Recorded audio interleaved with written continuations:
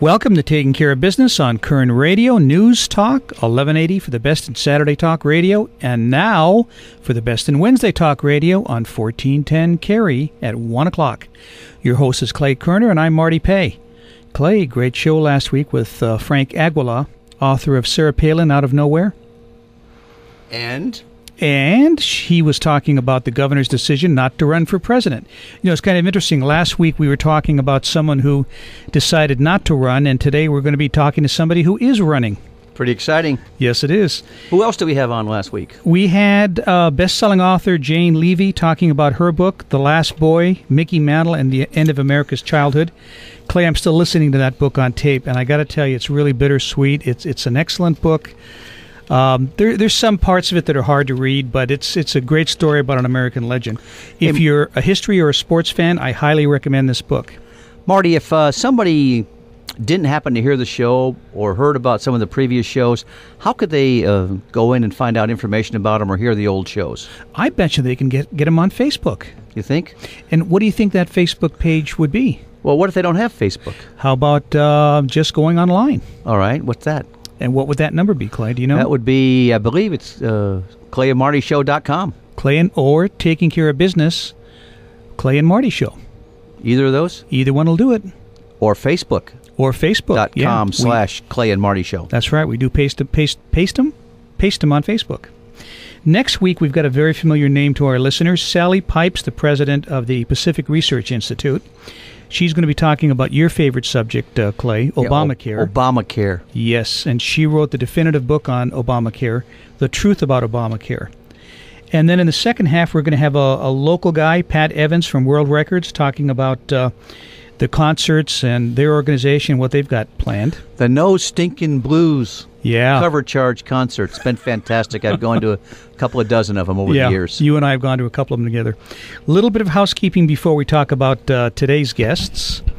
Assemblywoman Shannon Grove and Wendy Porter from the Wounded Heroes Fund are hosting a barbecue to help raise funds for two friends of the program, Wesley Brentos and Jeremy Stott, and their wall-to-wall bike ride from the Wall of Valor in Bakersfield to the Vietnam Memorial Wall in Washington, D.C. Well, when you think about Wesley, he has no legs, and he's going to go and do this. He's going to do the hand crank. I guess the trip's going to be, by the time they go back and forth across the country, the way they're going to go, close to 4,000 miles, I understand. Yeah, isn't that incredible? And they're training like crazy right now, which is great because it's going to take a lot of training. A bunch of us are going to do the first segment from Bakersfield to Tehachapi, and then I'm going to try to get off a little time off and see if I can show up in the middle and then end up at Washington, D.C. I would love to be there when they get to the Vietnam Wall. Well, a bunch of us going to Tehachapi does not include me. No. In fact, that ride from here to Tehachapi is probably one of the toughest segments they'll have the entire cross-country ride. Well, at least there's no snow. This is true. At that concert, at the dinner, my not-so-little girl Shelby Pingree will be doing the national anthem. So, for tickets to the October 20th fundraiser, call 661-328-8600 or visit www.jeremystottfoundation.com for more information. Clay, today's show. What's today's show about? Very excited about today's show. In our last segment, we'll have a conversation with an old friend, Linda Smith. She's going to talk about a great service project she's involved in every year, Project DEFT. Don't ever forget them now. It's collecting Christmas cards and sending them to veterans and VA hospitals throughout the country, and it's an incredible project. That's a great project. I think it's also competition between Bakersfield and Tehachapi, if I remember correctly. Well, we only had 7,000 cards last year, and the rest of the county had around 16,000. But for a small town, we did pretty good. Yeah, wonderful. But now on the phone, we have the former Speaker of the House of Representatives, presidential candidate, and author, Newt Gingrich. Mr. Speaker, how are you today? I'm doing great. How are you? Good. Before we get started, and thank you very much for the time, I had the pleasure of meeting you along with 500 of my close friends over at the Reagan Museum when you were doing book signing. Thank you very much, by the way. That was I can't believe you and your wife had gone through that ordeal, but thank you. It was a lot of fun. Well, we thought it was a great event. We really enjoyed it. Yeah, it was great. I have to ask you one question. I have a daughter who does the national anthem, and she did it for Rick Perry, and she's done it for Kevin McCarthy a couple times. So she said you have to ask the speaker that if he wins when he wins the election, she'd like to do the national anthem for you at your inaugural. So okay, tell her I can't promise, but I can promise that she will do the national anthem for us at an event. How's okay, that? Great. You can keep my feet to the fire on that. You're on. How about this is Clay? Can I do one too? And I can't sing. How well do you sing? I can't sing at all. Well, we have several places we can put you. We're thinking about trying to drive the Iranians nuts as a strategy. Would you be willing to sing the national anthem for 24 hours on our new Radio Free Iran? I'll put an hour in for you. That would work. Promise them if they overthrow the government, we'll take you off the air. Okay, now Michelle gave us 15 minutes with him, Clay, so we've got to utilize the time. All right. Well, it's great to talk with you, and I'm thrilled. As you know, I've had a great relationship with your community, so this is a wonderful opportunity to talk with the folks of Kern County. Yes, it is. It's Kevin McCarthy territory, so you're very familiar with it. And Bill Thomas. Well, and frankly, I've been up there a couple of times for your business conferences that are just among the biggest and best in the whole country. Yes, they are. We understand congratulations are in order today. The Rasmussen poll came out, and you were number 3 in double digits. Well, that's right. We're actually in pretty good shape. We've had a poll that came out yesterday where I was at 15 and in third place. And then today we came out as a little bit lower, but also in third place, and I'm very, very encouraged. It's interesting, by the way. I thought you might be also congratulating me because my wife, Callista, has a brand new children's book, Sweet Land of Liberty, in which Ellis the Elephant introduces 4 to 8-year-olds to American history and patriotism. She is on the New York Times bestseller list for the second week in a row, and we just learned that today. So we're having a pretty good day overall. Well, congratulations! And there's no mention of gay history in that particular book, right? No, in fact, it's not it's not politically correct. It's very pro-American, and really thinks the founding fathers were pretty smart. You know, I'm really happy to have watched the presidential debates, and I really like the way you take on the media. You've done a great job.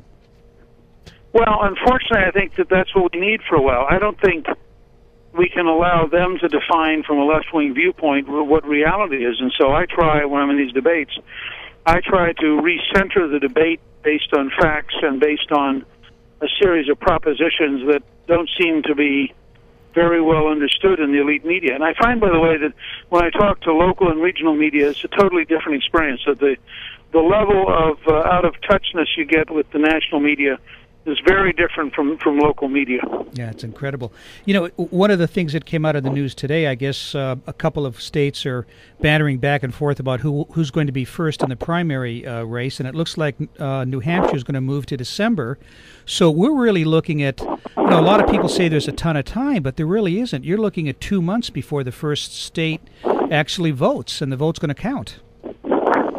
Well, I don't think that's going to happen, frankly. I think that New Hampshire will be on the 10th of January, and I came out today strongly in support of New Hampshire holding its primary on the 10th, and then, frankly, other people backing off for a week. The New Hampshire rules basically say they've got to be a week before any other primary. They don't count Iowa because Iowa's a caucus.